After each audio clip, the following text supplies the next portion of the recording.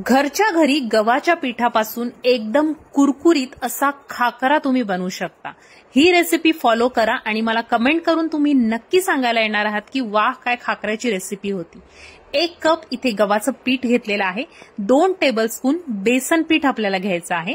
2 tablespoon तेलाचं मोहन आपल्याला यामध्ये घालायचं आहे आणि त्यानंतर आपल्याला काही मसाले ऍड करायचे आहेत।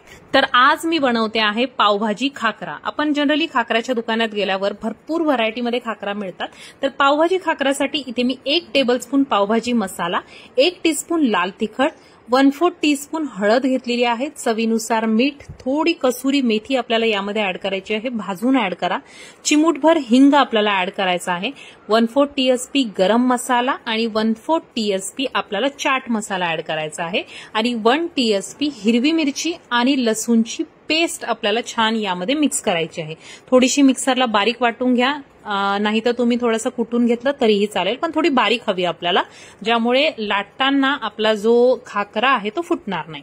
तर इथे अशा प्रकारे थोडंसं घट्टसर पीठ, नॉर्मली आपण चपाती बनवण्यासाठी जे पीठ मळतो त्यापेक्षा थोडंसं घट्टसर आपल्याला इथे पीठ मळून घ्यायचं आहे, पण इतकं पण नाही की ज्याने आपल्याला लाटता येणार नाही।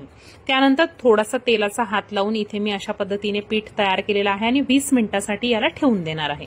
त्यानंतर तुम्हाला ज्या आकारामध्ये खाकरा बनवायचा आहे, आकारामध्ये म्हणजे ज्या साईजचा खाकरा बनवायचा आहे तशी आपल्याला लाटी घ्यायची आहे आणि त्यानंतर जसे आपण उडदाचे पापड लाटतो त्याप्रमाणे पातळ अशी पोळी आपल्याला लाटून घ्यायची आहे। पोळी चपाती जे म्हणत असाल ते, परत बऱ्याच वेळा कमेंट येते की नाही याला चपाती म्हणतात याला पोळी म्हणतात, सो तो वाद नाहीये। आपल्याला पापडासारखं पातळ लाटून घ्यायचं आहे आणि तुमच्याकडे एखादं कटर असेल, आता माझ्याकडे हे केकचं कटर आहे, तुमच्याकडे नसेल तर तुम्ही एखादी प्लेट असते आपल्याकडे काठाची, त्या प्लेटीने तुम्हाला पाहिजे त्या आकारामध्ये कट करू शकता।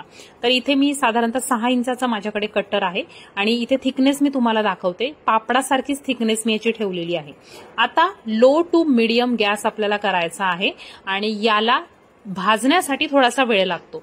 जनरली बाहेर आपण जे विकत आणतो त्यांचं मशीन असतं आणि त्या मशीनमध्ये ते भाजलं जातं, परंतु जेव्हा आपण घरी करतो तेव्हा एकदम मंद आचेवर आपल्याला अशा पद्धतीने प्रेस करून याला भाजायचं असतं, ज्याने तो सगळीकडून छान भाजला जातो आणि मस्त असा खुसखुशीत होतो। तर इथे अशा पद्धतीने एखादा मलमलचा कपडा किंवा तुमचा पोळी भाजायचा जो कपडा असतो तो घेऊन तुम्ही याला असं प्रेस करून दोन्ही बाजूनी उलटून आपल्याला काय करायचं आहे, छान असा खरपूस भाजून घ्यायचा आहे आणि थोड्या वेळानंतर साधारणतः 3 ते 4 मिनिटांनंतर तुमच्या लक्षात येईल की आता हे छान खरपूस आणि कडक झालेलं आहे।